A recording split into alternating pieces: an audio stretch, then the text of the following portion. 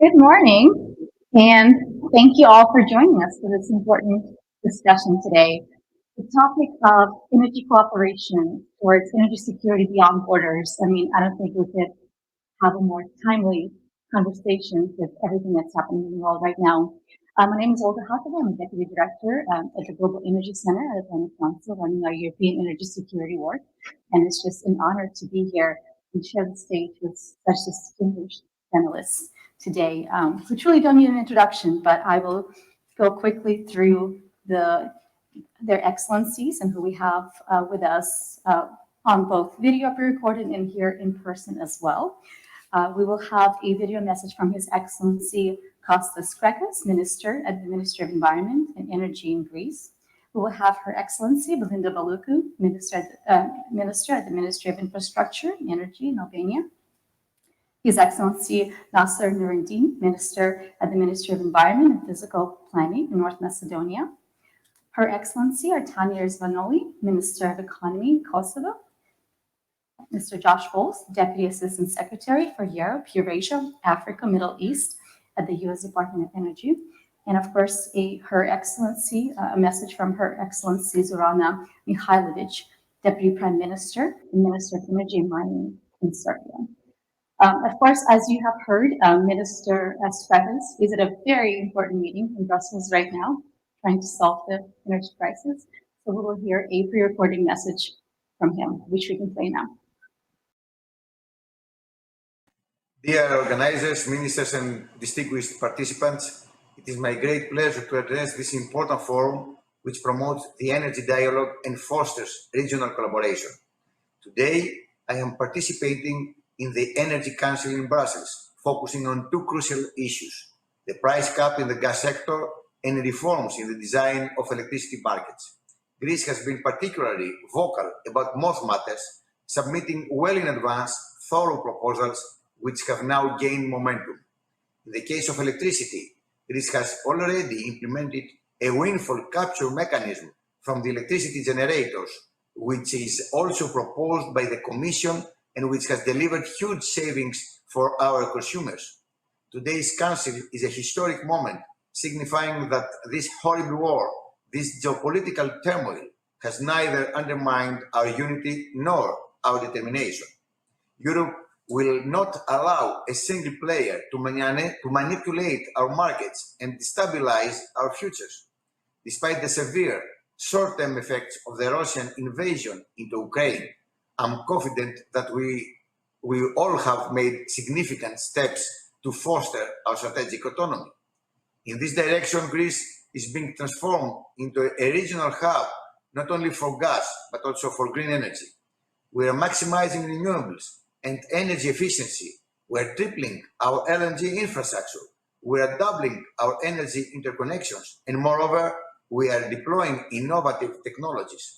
LNG represents 42% of our imports, with 60% coming from the US, while TAP accounts for 20%. We have exported 14 terawatt-hours to Bulgaria, demonstrating solidarity. A green revolution is ongoing. Renewables will exceed 40% of our energy mix this year, while our energy efficiency schemes target savings of 3 terawatt-hours. Our support scheme for storage has now been approved. By 2030, we will have deployed 12 gigawatts of new renewables, 3 gigawatts of electricity storage, 2.5 gigawatts offshore wind, and 1 gigawatt of electrolyzers for hydrogen production. The IGB pipeline is ready to operate. The FSRU in Alexandroupolis will have been completed by the end of 2023, followed by another FSRU in Corinth. These projects will release a huge export potential from Greece. We are accelerating our new electricity interconnection with Bulgaria, doubling the existing capacity and designing the new cable with Albania. We will start the construction of our gas pipeline with North Macedonia immediately after the ongoing market test. We rapidly promote our 3 gigawatt green interconnector with Egypt, while our TSO is ready to become a shareholder in the Eurasian interconnector with Cyprus and Israel. We're deepening our strategic collaboration with United Arab Emirates laying the foundations for a hydrogen gateway to Europe. In parallel, in order to mitigate the most adverse scenarios, we increased the regasification capacity of our LNG terminal by 12%. We increased storage capacity by 70% via a floating storage unit. We are proceeding with underground gas storage in Italy. We support TAP expansion. At this defining moment of global history, I'm convinced that we will continue working together to shape a resilient future for our nations with affordable prices and sustainable growth.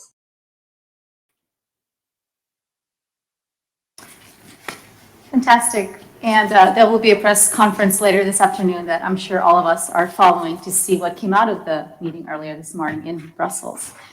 The way today's panel will work is we'll go next to short opening remarks from our distinguished ministers here, and then we'll turn into a back and forth conversation. I have several questions for you, and I'm hoping we can have it more of a flowy back and forth discussion as a second piece of the session. It is my pleasure to give the floor to Minister Baluku to provide your opening remarks. Thank you very much for the invitation. It's a great pleasure to be here after 3 years. And in the meantime, we have passed through a very severe crisis as COVID have been. And we are meeting again in a new situation of crisis now for the energy. And I will start from what Minister Skrek has said. He is today in Brussels in a very important meeting, and to tell the truth, I believe that all of us should be there because we have been left behind from European Union during pandemic, and still we are being left behind during the crisis of energy. Today, the ministers of energy from all the member countries are meeting in Brussels to discuss about the solution for the future, the financial support, and the Western Balkans is still out. This is the moment to speak loud and to say that, first of all, the energy is a cross-border product. No one can produce the energy at house and just to use that for the householders of their own country. Why we are investing on transmission line, why we are talking about cooperation, regional cooperation, European cooperation, and what this crisis is. This crisis is a geopolitical issue. And more than ever today, what is important is the energy security. And if the energy security doesn't include 6 countries from Europe, I don't know how this can be resolved. During the pandemic, some countries knocked to the door of Turkey, some countries to the door of China, and some others to the door of Russia to get vaccines. What we should do right now? To go again and to flirt with countries that are not part of European Union.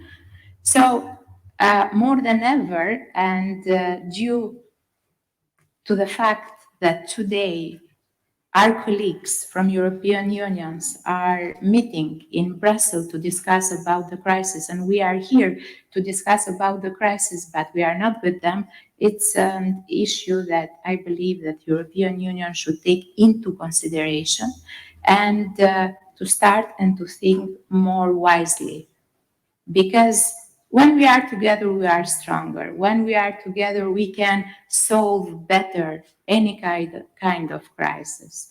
So this is my opening remark because I believe that this is more important than every other issue that we will discuss here. Thank you. Thank you so much, Minister. No, the crisis cannot be solved without countries in this region, and everyone needs to be at the table. So thank you so much for sharing your thoughts. Next, we will go to Your Excellency Nurandini. Please share your opening remarks with us. Thank you very much. Once again, thank you for the invitation. It's a pleasure to be back here after 3 years as well.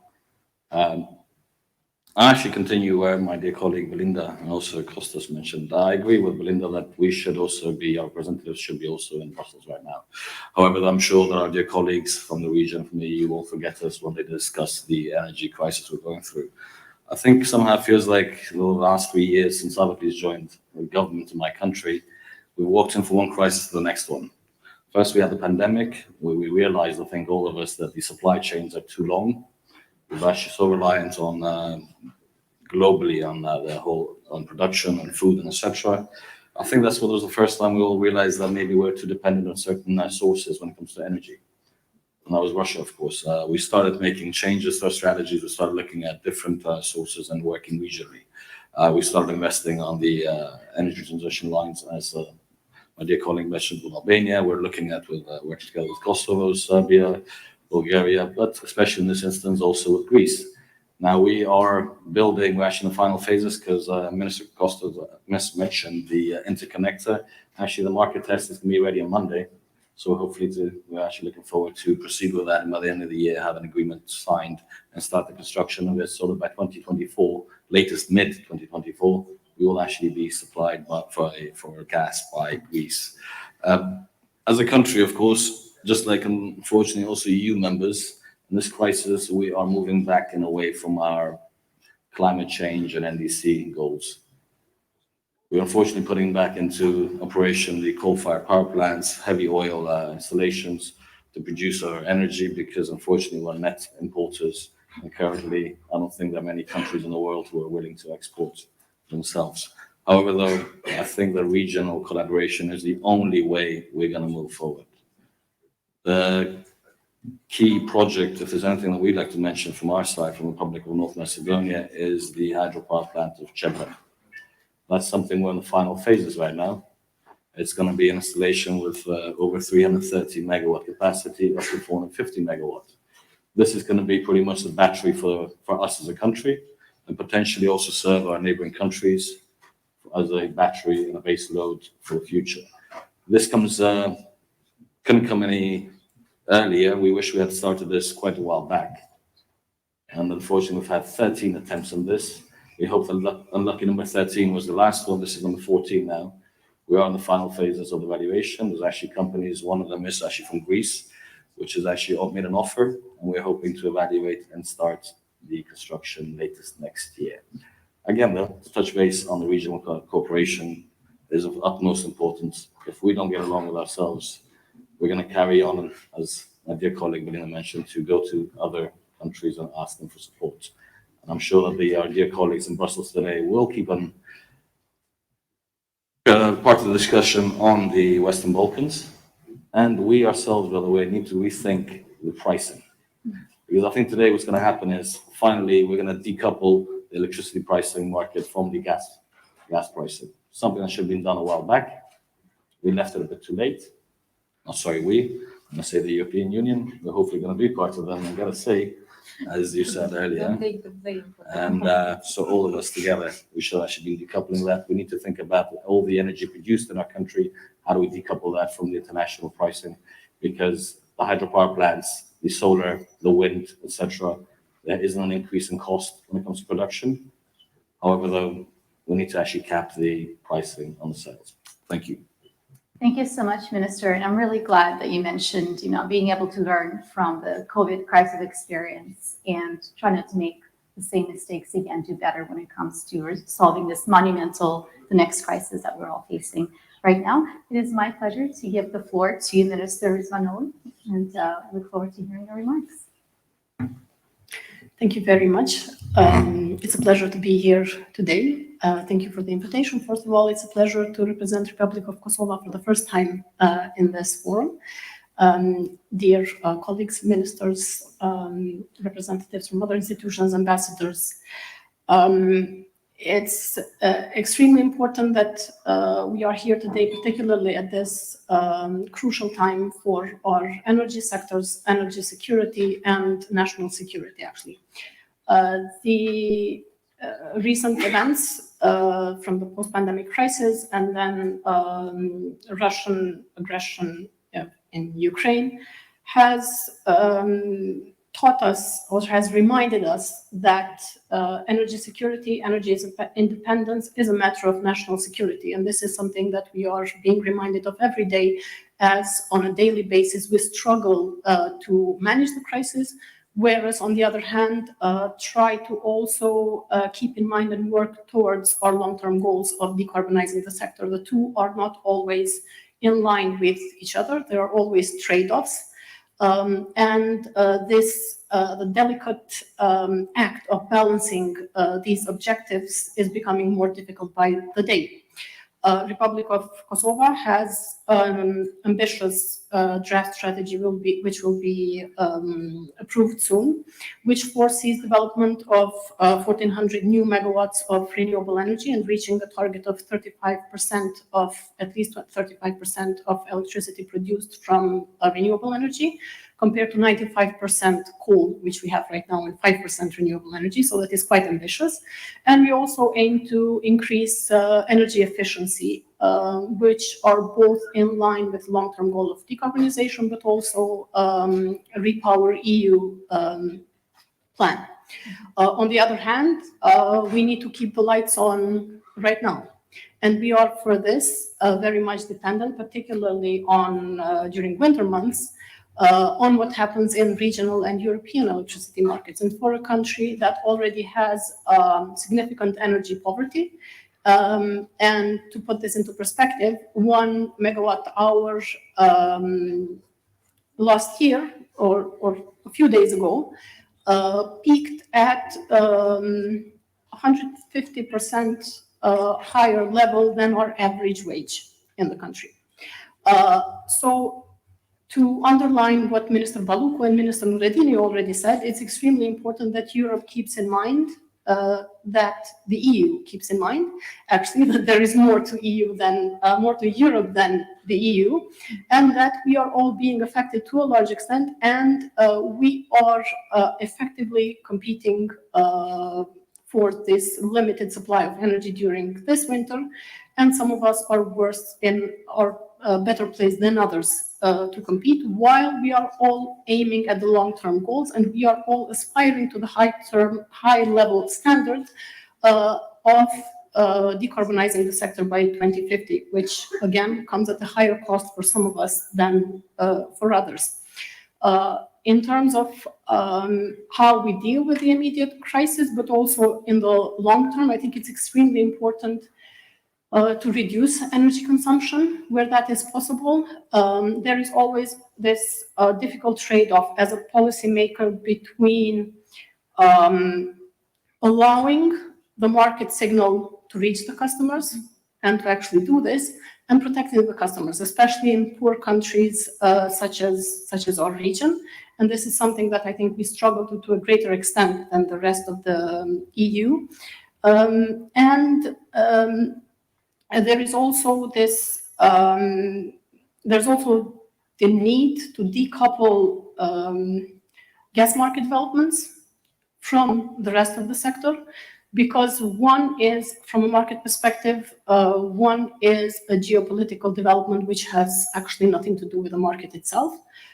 And second, it's extremely important. It will help not only in the war that Europe is effectively fighting, the hybrid war that Europe is effectively fighting, but also in protecting consumers throughout Europe, including in our region. And with this, I'll end my opening remarks and hope we'll have a discussion later. Thank you so much. And thank you also for bringing up the fact that different countries are starting from different places based on what their energy mixes are and need a catered approach to move to a more secure and a decarbonized future. Mr. Russell, we'll go to you next for your opening remarks. Thank you for joining us. Great, thank you, Olga, and a special thank you to the American Hellenic Chamber of Commerce for bringing us together today. Again, as many of the panelists have noted, this is a particularly acute time for this conversation to be taking place. And if I may posit, this is not simply an energy crisis. This is an existential crisis, and it's a crisis that has three very sharp sides to it. We have the crisis of energy security and energy supply. We have the crisis of pricing for that energy, and we have the crisis of climate that is ongoing as well. And we're seeing the impacts of that throughout the continent and throughout the world in terms of our ability to meet our economic and energy goals. We need to be careful, I think, in squeezing too hard on any one side of that equation, because the water balloon effect will take place. As we squeeze harder on seeking supply, we run the risk of mortgaging our tomorrow for our today. And while there are acute needs today, we certainly need to be cognizant that it is tomorrow that we are preparing for as well. So the trilemma of price and security and climate are things that we need to bear in mind when we're taking account of the steps that we need to take today to maintain economic development and to meet the very real needs of the 2022-23 heating season, but also know that those decisions that we make today are going to have a significant impact on tomorrow as well. As has been mentioned by the distinguished panel thus far, the war in Ukraine has highlighted a number of things, not the least of which is that the overdependence on any one supplier, but also any one supply or source of energy, is extremely problematic and places us in a precarious position in which we are vulnerable to shocks, both in terms of price and in terms of political coercion.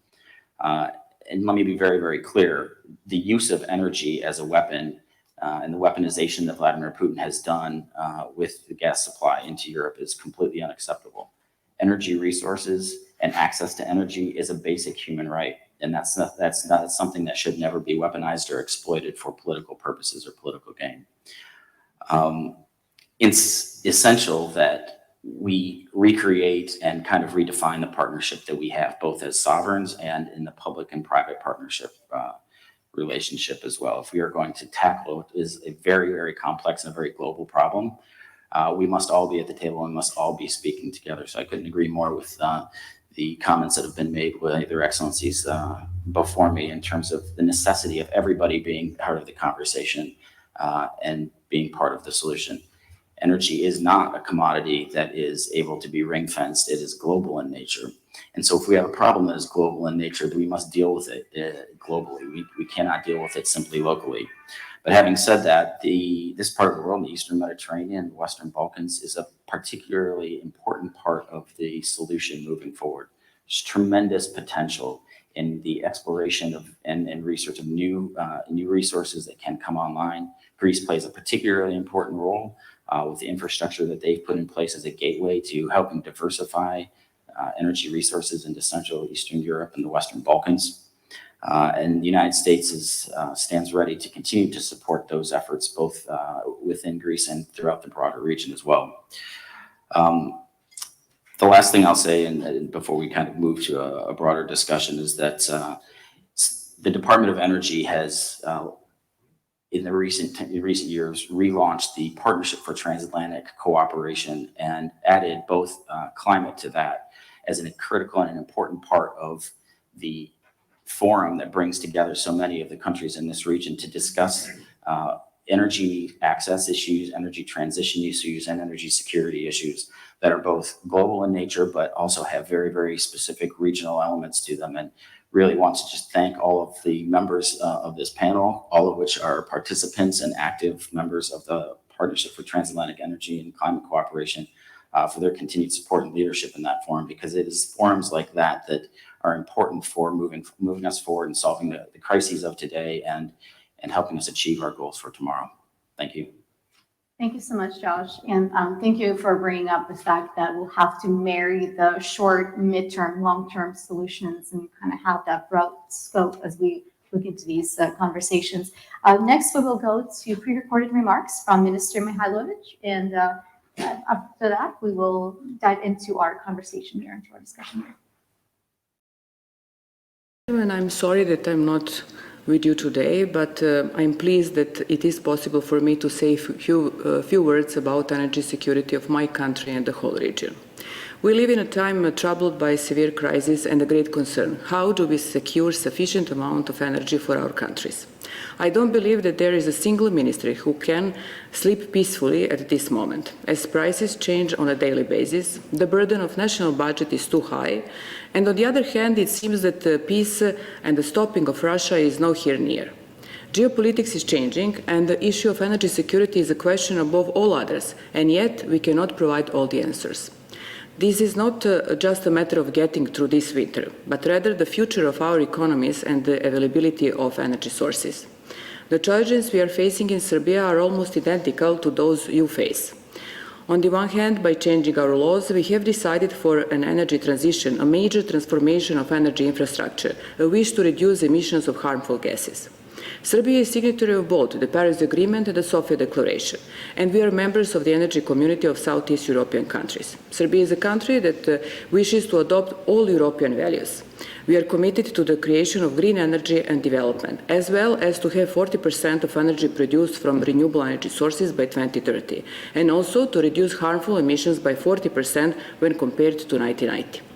On the other hand, Serbia is highly dependent on Russia Federation. When it comes to gas, we fully depend on Russia, and in 2008 we sold our oil company to Russian Gazprom, and we now control a minor share of the company. We have lost the right to explore and exploit Serbian oil, which is 20% of our oil mix. In addition, the problems we have in the electrical sector are serious, because we have not built a single facility for electricity in the previous 30 years. Today, we import electricity. In this period of time, it's 5 to 12% of our consumption needs, and we expect this to exceed the 25% during winter. We are losing billions of euros for the import of electricity and gas, funds which could have been used for the construction of additional capacities in energy. The only way out of this is through investment and regional cooperation. We have started the construction of gas connector with Bulgaria, that should enable us to diversify our gas supply. And as of next September, we will have 40% of non-Russian gas in our gas mix. We are also connecting with North Macedonia, Romania, Bosnia and Croatia. We want to be part of an important LNG project with Albania. We have finalized an investment plan worth over 30 billion euros. I will say again, the only way out of this situation for us, but also for the countries of the region, is to invest. In electricity, we have to build reversible hydropower plants, which can help us increase production, but also allow us to store energy. In addition, all the necessary conditions for the construction of large solar and wind farms are in place. We are also considering modular nuclear power plants, because base energy is something that the entire region lacks. Yet, as long as the war in Ukraine and the destruction of both property and human life continues, so will the crisis, reducing countries' chances to develop their economies, especially for our small countries of Western Balkans. But at the end, I'm sure that we will make it for this winter, and hope that we will learn so many lessons from this situation, and hope in next years we will think more about energy security, not only energy security of our countries, but energy security of the whole region. Thank you. All right, so we'll jump into our discussion, and we'll switch up the order a little bit in terms of the responses to the questions. We'll start off with Minister Nurandini, Isvanoli, we'll go to Mr. Vols, and then we'll come back to Minister Balukin, and we'll try to switch it up, that way we can have a new order each time. So we mentioned this a few times already in the remarks and the opening statements, that there's this ministerial meeting happening in Brussels, and a couple of different mechanisms are being discussed, such as gas price caps, emergency credit lines, and I'm not going to go into the technical solutions. Are there specific things that you're particularly excited about and you think will make a lot of difference? And as you mentioned, to decouple the electricity markets from gas, also kind of a second sub-question as part of it, also there's this discussion on price caps on Russian gas, right? So, if you want to address initially some of the solutions that you're really excited about, but also kind of the specificity of tackling that particular issue as well. Thanks. As I said earlier, I'm not really sure what they're going to discuss today in Brussels, as we're not there. But no, the thing is the following. What we're expecting from it is, we as countries, by the way, actually the majority of the Western Balkan countries, we're paying actually an electricity price as well, because we've all agreed to the free energy market, so to speak, the liberalization of the energy market. So when we import, majority of us are net importers. We, for example, import 25% of our energy need. Unfortunately, that's the case. So when we actually import it, we're paying at a price which is being dictated by the HUPEX in Budapest. Now, that also has actually carbon pricing on it, something we don't actually have yet. So it's creating a distortion. That's what I was saying. We need to actually look at the pricing of the whole energy market. We're paying a price of carbon pricing, but we don't actually participate in it. We're all looking to join, to actually maybe have a regional carbon pricing market. We've discussed already this in a meeting we had in Vienna, the regional ministers of environment, because it's usually us who are trying to do this. So what we're actually we need to find out, what actually realize for us is how do we also decouple from that? Because what we're doing right now is we're paying 600 euros for something that is potentially being produced in our own country, or maybe in the region, which we're importing. So we're actually paying all of the additional carbon pricing. I don't want to call it tax, because it always has a very negative connotation to it. So what we actually want, or hope that's going to happen, at least on my side, in Brussels, is that they actually come up with a methodology which we can also implement and use in our country, for example, North Macedonia, where we can say that we are going to couple, or actually going to cap the price of electricity produced by solar, electricity produced by hydro, electricity produced by wind, etc. Because unfortunately, if we don't actually have this structure in the very near future, the small and medium companies in our country will be shutting down very, very soon. It is impossible for those companies in our country to be paying prices dictated by Central European prices, which are 400, 500 euros per megawatt, while unfortunately their income and revenues are a lot lower than that. And considering that 70%, up more than 70% of the people being employed in our country are by the small and medium enterprises, this is going to be a very difficult winter, not only in the sense of heating, but in the sense of economy as well. We, as a country, unfortunately, are 100% reliant on Russian gas, by the way. That's why we're actually working on the interconnector with Greece. We're also investing in the LNG port in Alexandroupolis, because we want to be regionally dependent and not further away dependent. In regards to the pricing on the Russian gas, we'll see how that goes, but we hopefully this year, even this winter, are going to have a different source of that. Thanks. Thank you so much. Sounds like there's several important gaps that need to be addressed. Minister Izmanoli? Yes, that's a very good question. I think the important thing to note here, first of all, is that there's no single silver bullet here, I think, which is we've already found out. I'm very happy that this year, as opposed to last year, we are more moving on to actually addressing the root causes of the problem and thinking about how the market is behaving and what we need to do about it, as opposed to until relatively lately when we were thinking about how to finance this. So I'm very happy that we are moving away from talks about emergency credit lines only. But also, I think for us as the region particularly, when we have to compete with our level of development and living standards, when we have to compete for the same energy with the same prices as the EU, as also Mr. Noureddini said, it's also for us very important, particularly to think about at what time do we stop actually following the market. This is more to me from the first day actually of the crisis, but becoming even more so over time, about how do we find ways around it rather than thinking about the liquidity to finance these skyrocketing prices. And I'm very happy that things are being looked in this way also from the EU now, which will also, of course, help all of us. Gas price caps, I think, very important, particularly for Russian gas, and decoupling of gas from electricity, as we've already said before. Sending the right signals to consumers, informing them, first of all, and raising awareness about the need to reduce consumption, to increase efficiency, both in the short and in the long term, make use of those elasticities, demand elasticities where they exist, but also create new elasticities. What we are doing in Kosovo, for instance, considering that we have low efficiency and also electricity is used a lot for heating. What we are trying to do is incentivize citizens to move away from use of electricity, and this way reduce that pressure on the demand, which will help, of course, not only us, but also the whole region by reducing this pressure on demand.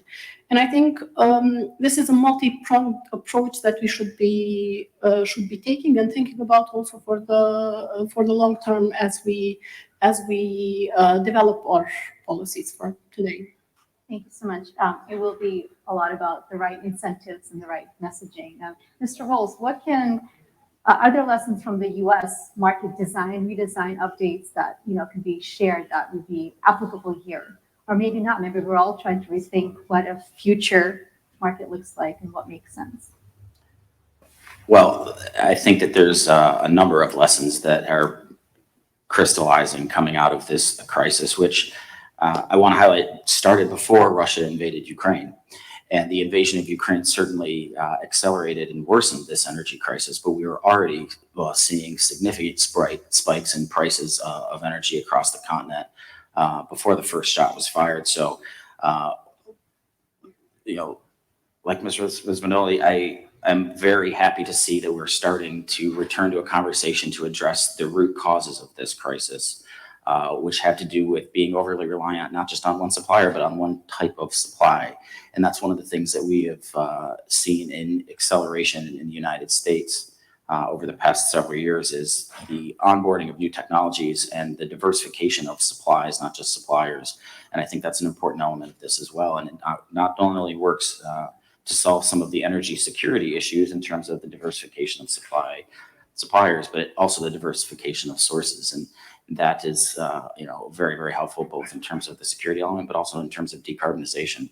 And to think of those things as mutually exclusive or as something that you have to sacrifice one for the other is a zero-sum game that we do not need to view that and don't have the luxury of viewing the world through that lens any longer either. So moving forward in parallel with an all of the above solution that is decarbonized and diversified is really the key in being able to provide the energy security and stability and economic growth that we're all looking for. Thank you.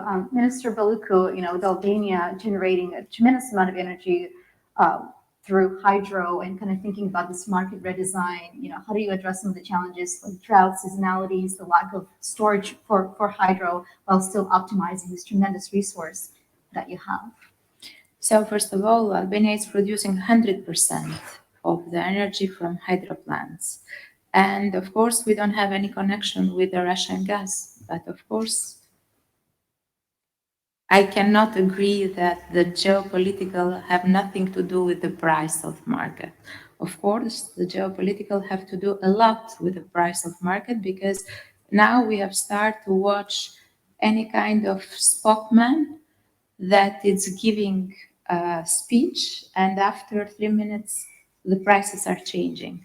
So the geopolitical issues are defining the price of energy in market. This is something that nobody can say it's not like this. Regarding Albania is in a good position regarding the gas because we are not using gas.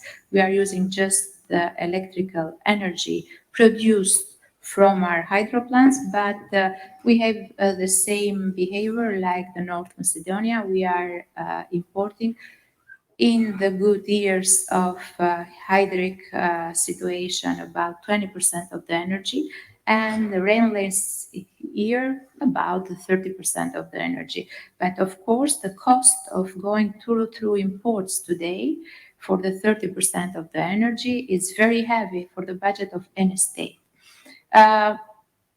Albania is in a good position too because we have started from 2019 a very aggressive strategy of diversification of our sources. We never had any issue for the decarbonization. Actually, the only carbon that we are producing is just from cars, because all the industry and householding are just using the energy. But this creates a big problem right now when we are addressing all the needs on this 30% during the dry period on import. That's why we have started from 2019 to address a strategy on building new sources of energy based on renewable mostly. We already have started construction for two mega parks of PVs. To the other hand, we are about to finish a long procedure with the EBRD, a challenge that have started 2 years ago for an hybrid auction of aeolic parks. And one of the most important projects that we have started already is Kavitza hydro plant, which will be the fourth hydro plant of our biggest cascade in north. And the more important role of this hydro plant is for sure the optimization of all the cascades, so of already existing 3 hydro plants. I want to mention here another very important project, which will be the first project not renewable in Albania.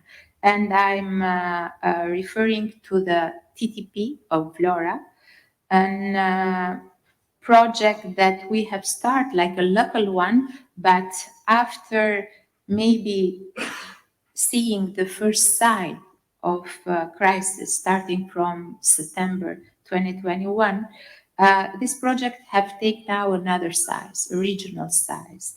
We start to work together with DOE, and I found the moment to thank for all the support, the U.S. Embassy in Tirana, but of course the DOE too. And they have created the possibility for my team and for the ministry to have contacts and meetings with US companies. And so we found one of the best partners that we have right now, Accelerate Energy, that is working very close with us for the construction of the TTP of Laura, but what is more important, for the construction of a hub of LNG, US LNG, which will be a regional hub and which will contribute massively on the energy security of region.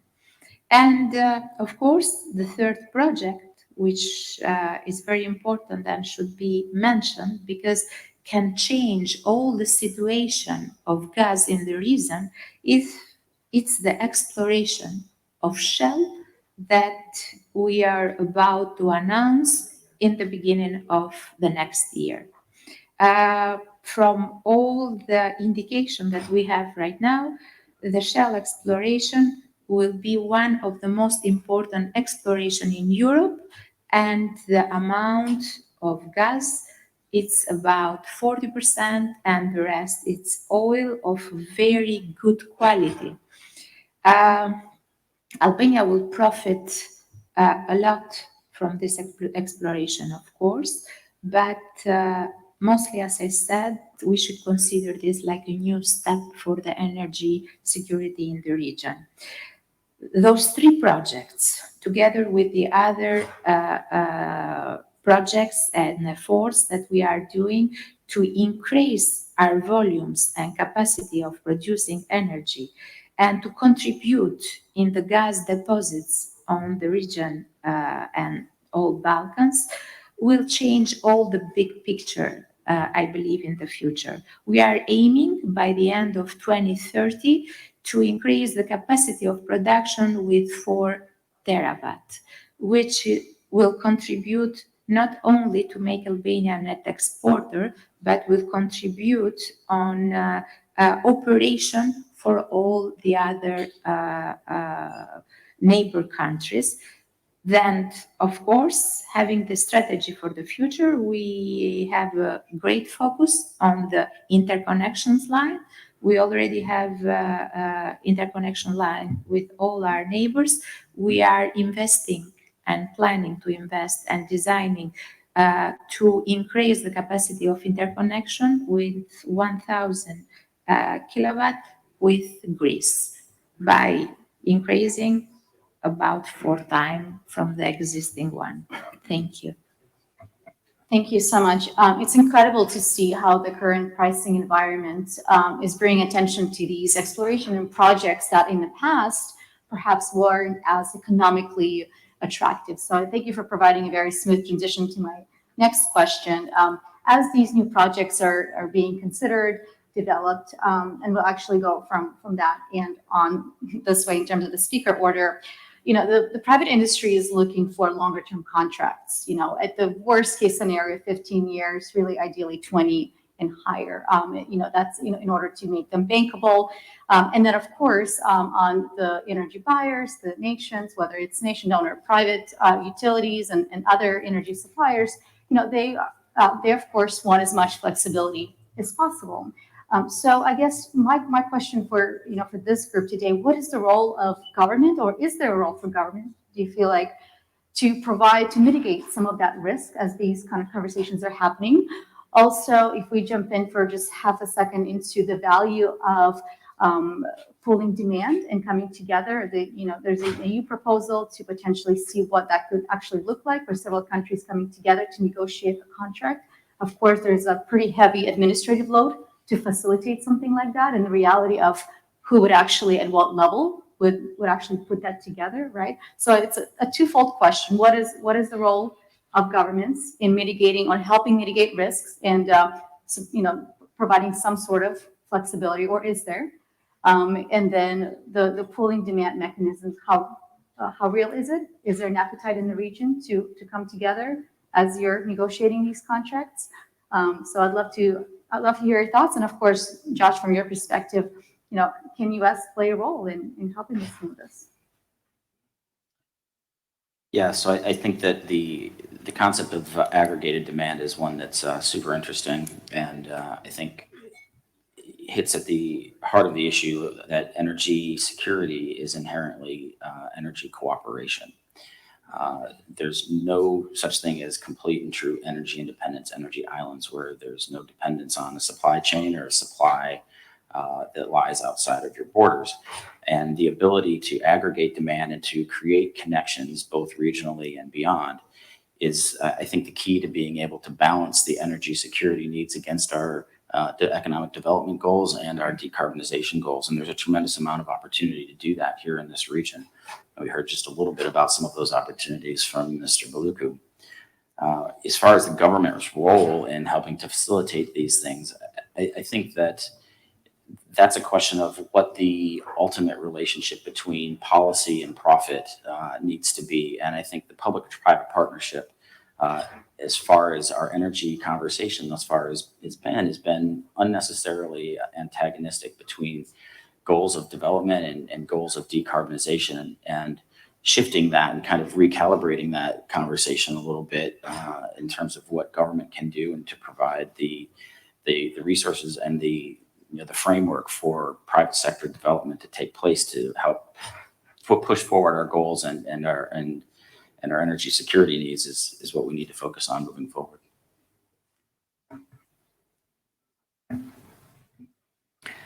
Yes, I think if there's one thing that the recent crisis has taught us, I think that is the role of government is extremely important here.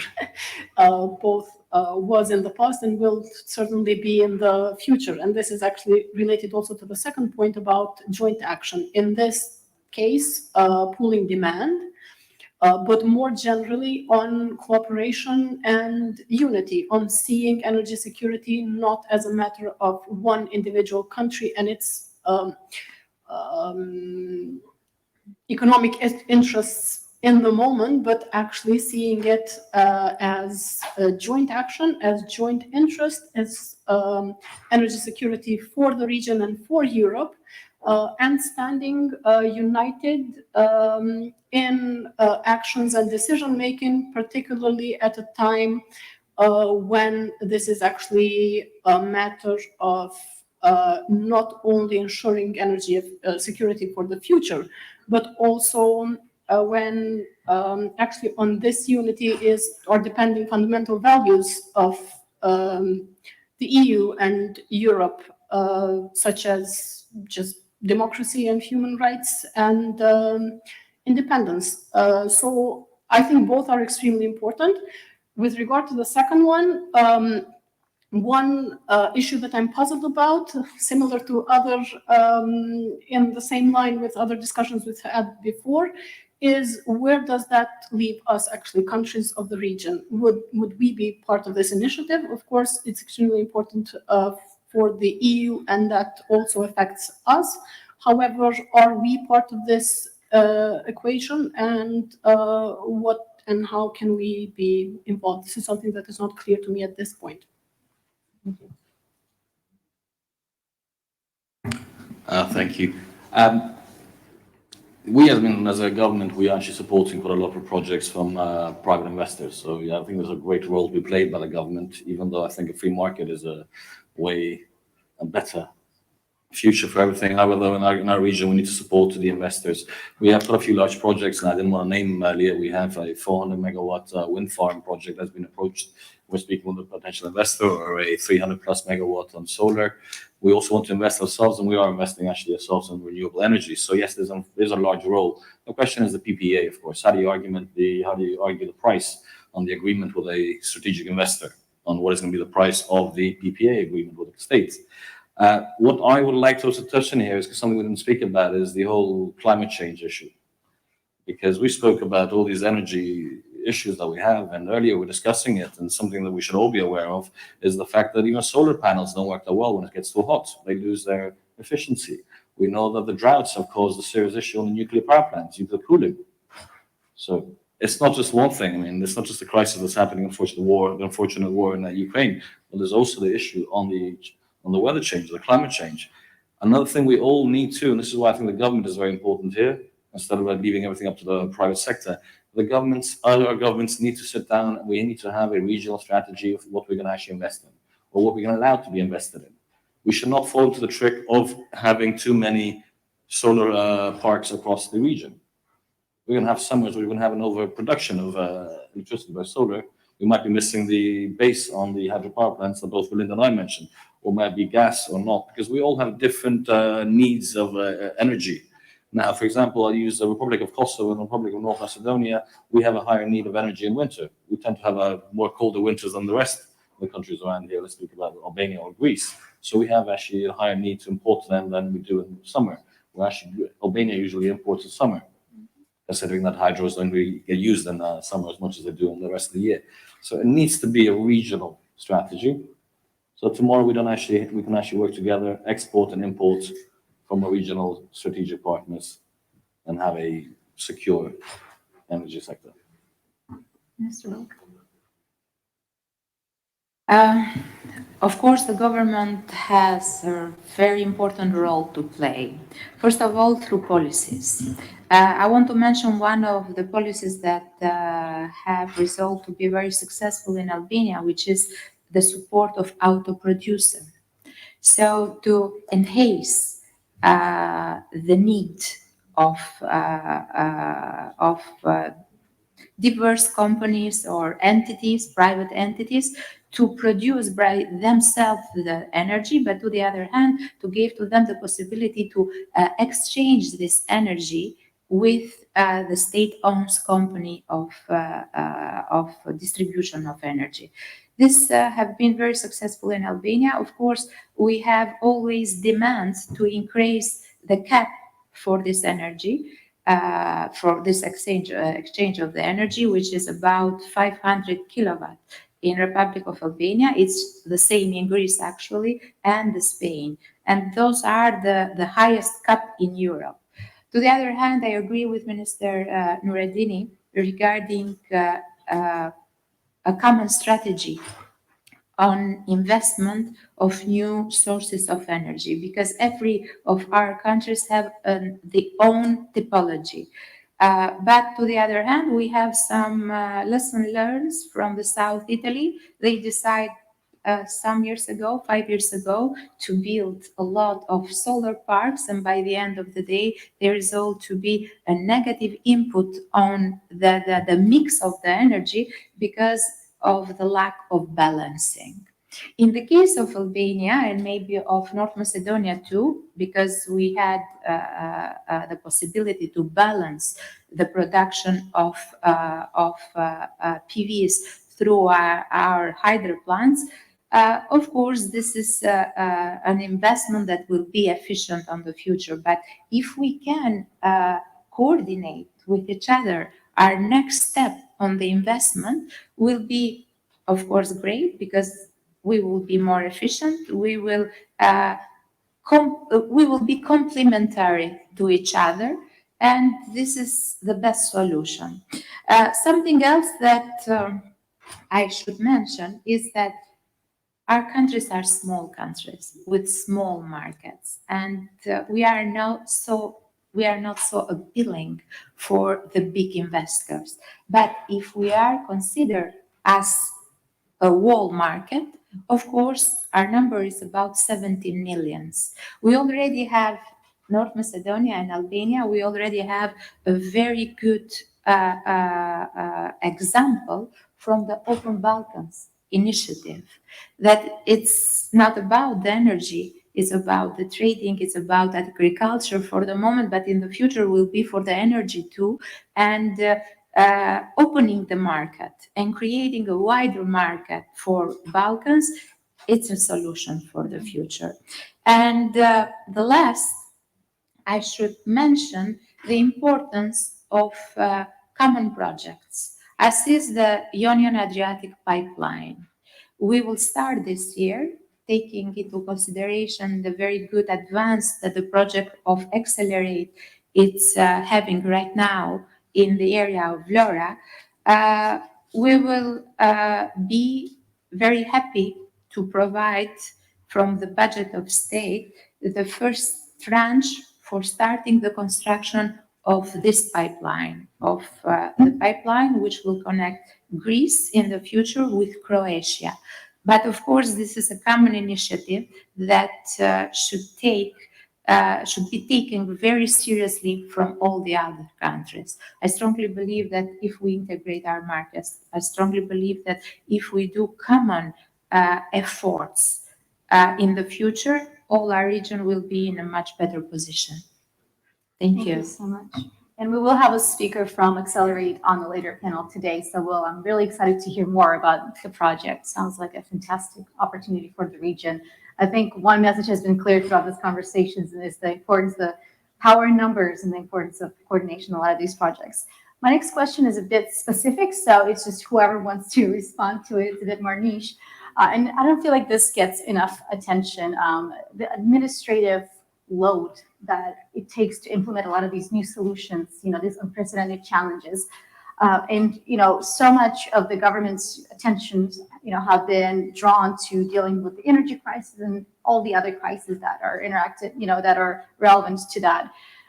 Could you, or whoever wants to respond to this, could you talk about how you're thinking through, and of course the challenge of, scaling up your staff and the experts who can, help and work through these things while you're paying record prices and try this. It just seems like the layers and layers of trouble, right? So I know that administrative piece of the solutions often gets left out, but I do think it's a administrative capacity to actually work through and implement a lot of the things that we talked about today.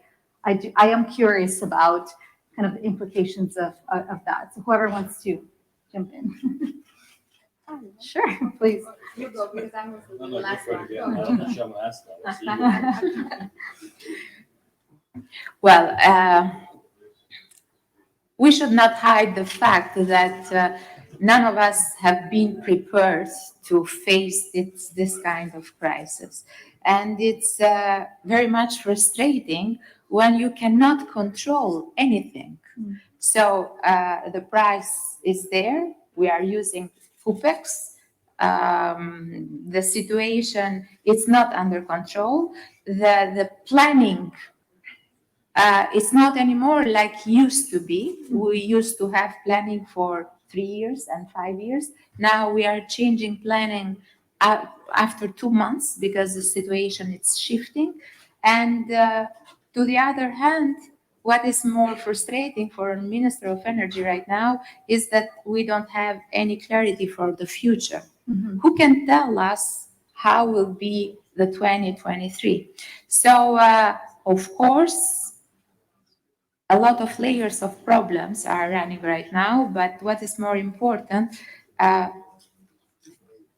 the power is built through fire.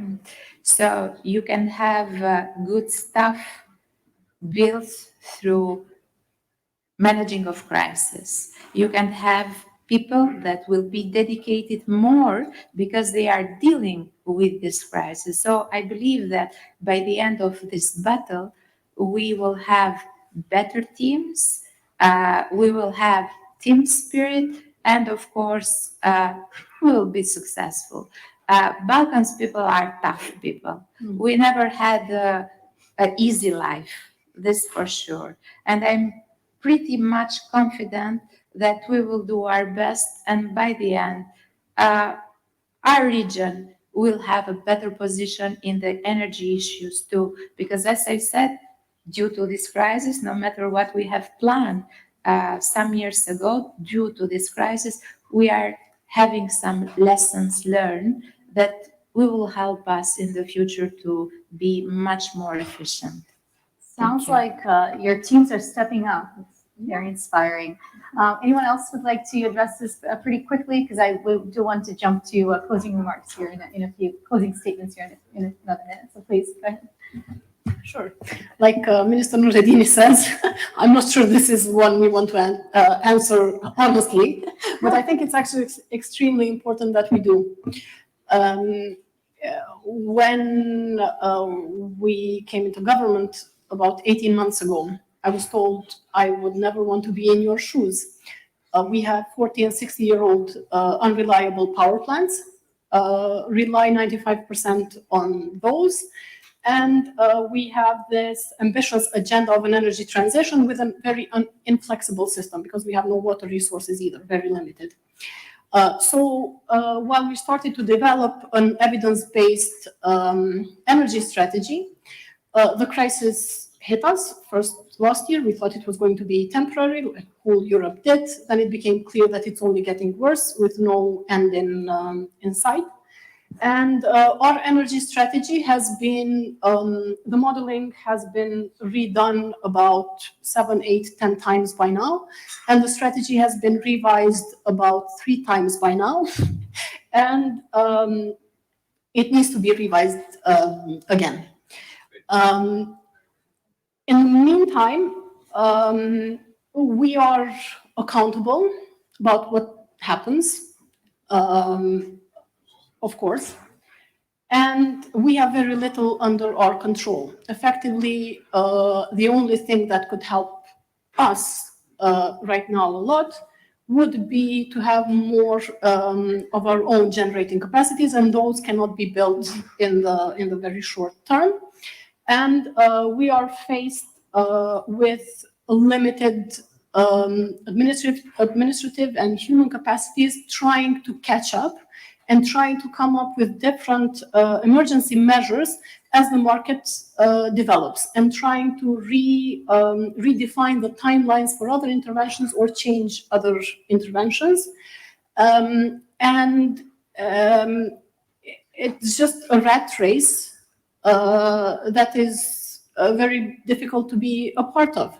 And the most difficult part, actually, if I'm perfectly honest, is the fact that knowing that no matter what you do is not going to be enough for this winter, or maybe even for next winter. And that so little depends on us, actually. And this is the part that is the most difficult I think, for all of us to deal with, at a personal level also. Thank you so much. Really appreciate it. We only have a few minutes left. I do know we started about 7 to 10 minutes late, but I'm very passionate about ending on time and getting us back on track, because I know we have some fantastic panels following this. So for the closing statements, if you had any additional closing remarks that you wanted to share with the group that you didn't get a chance to share earlier. And then in addition to that, I'm going to ask you a tougher question as well. If you could address those two things, that would be fantastic, and we could just go down the line. Is there a regional plan for zero Russian gas exports to Europe? And we talked earlier about how different countries are differently reliant or not reliant at all, but we also mentioned how clear it is that how the pricing is impacted all across Europe. Just because you're not importing Russian gas, there's still very strong implications to what's happening to your energy market. So if you can address that in your closing statements, I make them short, that would be fantastic. And we'll just go down the line. Mr. Beluga. Thank you. So Albania, it's not who should say that we will have zero gas, Russian gas, because we don't have any Russian gas. But of course, zero going to Europe. Of course, all what we are passing through will make Europe to raise up their own capacities, because as I said, this is a lesson learned in a time frame of 3 years. I believe that we will be released from the problem of Russian gas. And of course, we will not have the same impact that we have from the Russian gas on the prices of electrical energy. On my closing remarks, what I should say, I want to say that the collaboration is very important. To be together is very important. We already have good examples of collaboration in our region. Me and Artana are working very close together, and we are an example how we have helped each other during this crisis by exchanging and depositing energy. And we have other examples of coordination and cooperation in the region, which is a key and success. And of course, as we all have mentioned, what we should do today is to save energy. The efficiency of energy is another key of success. We can raise up new sources of energy. We can do many efforts, but if we cannot reshuffle the way of wasting energy, people are wasting energy. People are not sensitive on saving energy. And it's a duty of every government, it's a duty of every institution to create a kind of sensibilization to our people, to our citizens, to our householders, how to save energy. Saving energy, we will be in a best position regarding the energy security. Thank you. Thank you. And in regards to the Russian gas, do we want to? Absolutely. There's no question that we want to actually not be using Russian gas. Will we achieve it this winter? Hopefully. We're not 100% sure, because our capital city, Skopje, is actually the central heating is using gas. And currently we're hoping that we might be able to find some capacity through from Greece through Bulgaria, considering that the new interconnector is already working. Was actually in function between the two countries. As I said earlier, we are going to build the interconnector with Greece. We're hoping to finalize the documentation by the end of the year. The market test, as I mentioned earlier, should be ready on Monday, which opens the door for everything else. So we don't actually have a question of whether we want to or not. We're hoping to absolutely not. And we hope that in the very near future, as I said earlier, latest by 2024, not to be dependent at all on Russian gas. We know that 40% of Europe, the EU was importing, well, the gas imported was from Russia. Now I think people are speaking about 7%. They're still there. And we have EU members that are not fully agreeing and aligning with all the EU members as well. So, but we as the countries, I think in the area, we're very firm on what we stand for and we want to go. As a closing remark, as we said earlier, it's a regional solution. I am glad that we finally been having this discussion. We as a country, Republic of North Macedonia, we learned this during the pandemic, what it means to actually rely on your neighbors. We had shortages of a lot of, it was actually also shortage of food at some point. So actually we realized that we will build strong relations with our neighbors. I don't need to speak about Kosovo and Albania, but with Serbia as well. But with Greece, we've actually, ever since we've had the PESPA agreement, we've created one of the best relationships we've had. The economy and the trade is increasing every year and getting higher and higher. And the general message I would like to actually say is, I think we've heard this. My dear colleague Melinda mentioned very well, we need to inform our citizens. It's going to be a difficult winter. We know it. I mean, you had European ministers telling their citizens, please dress warmly for the winter. We're going to have to tell the same thing to our citizens. We're going to have to hold together, solidarize with each other. And we hope that should any of us come in serious need when it comes to energy, one of the neighbors will step up and support each other, and we will do the same thing for our neighbors as well. Thank you. Thank you. Thank you. Yeah, if there's one good thing that I can say about our energy sector is that in Kosovo is that we don't rely on Russian gas or gas actually, which is at this point huge advantage. I think we all need to, and we keep saying this, and it's easier said than done, but it's also a necessity, and we've seen the results firsthand of what that means, as Belinda said, in our cooperation with Albania. We need to make the best use of our complementarities, and that helps also the region and the continent to reduce reliance, or hopefully eliminate as soon as possible reliance on Russian gas. One thing that I think will also be very important is to send, to have a joint message across the region or even across Europe, and being frank with our consumers, businesses, people. We cannot continue to follow the market, pay astronomical prices, subsidize, etc., and pretend that we are living in normal times and that we can carry on being inefficient, wasting energy and wasting resources. This is no longer an option. And it comes at a political cost, sure. It's a very difficult thing to say. We've, I think, all tried it at some point, have had a backlash, but it's something that we need to do, all of us. Thank you so much. Josh, last but not least. The United States' commitment to our friends and allies in Europe is unwavering, and as the largest producer of oil and gas in the world, we certainly have a tremendous responsibility to be able to bring those resources to bear to help in the short term meet the challenges that we're facing acutely, but also bring medium and long-term technological solutions to help our friends through the energy transition. This is not just about the immediate crisis. This is about the broader and more long-term relationship. And we stand ready to continue to do that, from the president's commitment in March of this year to bring another 15 BCMA to Europe, which he has made good on as of September of this year, year on year, to helping bring technological solutions through opening up the U.S. Department of Energy's vast national laboratory system to our friends and allies to help them develop the technologies and the resources needed to move to a diverser and more green and clean and efficient energy system. Never in the history of the world have we tried to tackle such a large infrastructure project all at one time with as much urgency as we are with this one. The only way we can do it is to do it together, and the United States stands ready to continue to do that. Thank you so much, Josh. So this is the sixth year of the conference, and so much has changed in the world in the last 6 years.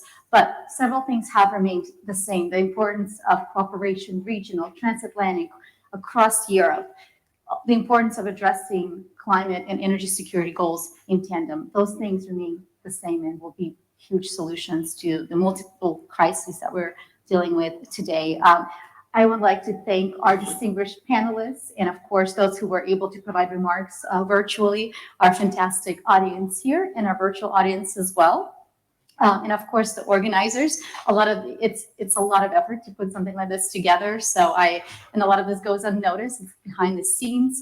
So as Atlantic Council puts a lot of events together, so I have tremendous appreciation for the hard work that you do. It is my pleasure to hand it off to our next panel, which is on the U.S. perspective for Southeast Europe's energy role, which promises to be another fascinating discussion. Thank you again, and thank you all.